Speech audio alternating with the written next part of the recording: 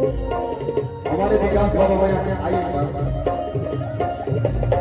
अपना जाति संगे भागी का दुख ना हुई हमारा के पवन गुजर ले गई काल हम बात करते पर बोली हमारा नाम गई काल हम बात करते रात साहब गई पर बोली हमारा नाम गई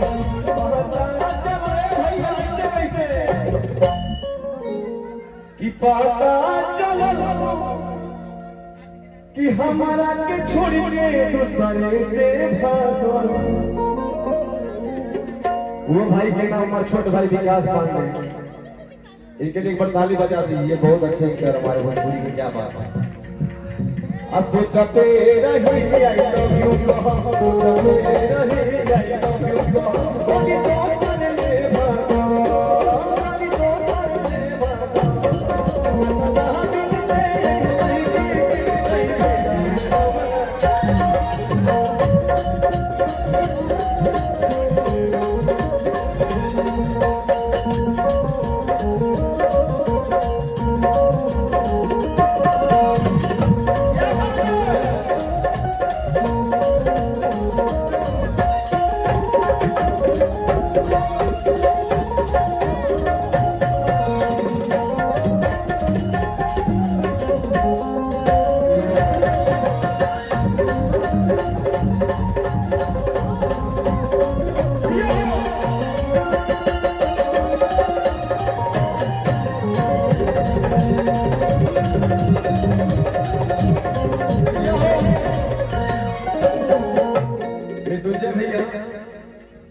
ये हेलो कहल जाला किस्मत के खेला केहू रहे अकेला के करो भिला के मेला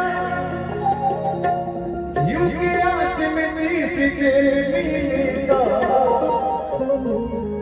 ध्यान बा तारे करे में ध्यान बा अरे यू के आस में तीस के मिलता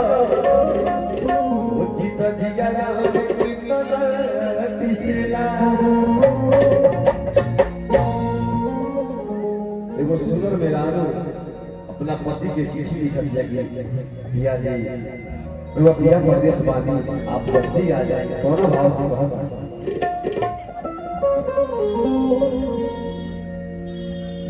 और ये मोहिनी है बहुत ही अच्छी आर्टिस्ट है, इनके लिए ताली बजा दीजिए सब लोग। और रूपा जी के ट्रिप के लिए ताली बजा दीजिए। सासाराम जिला रोहतास से आई इतने दूर से।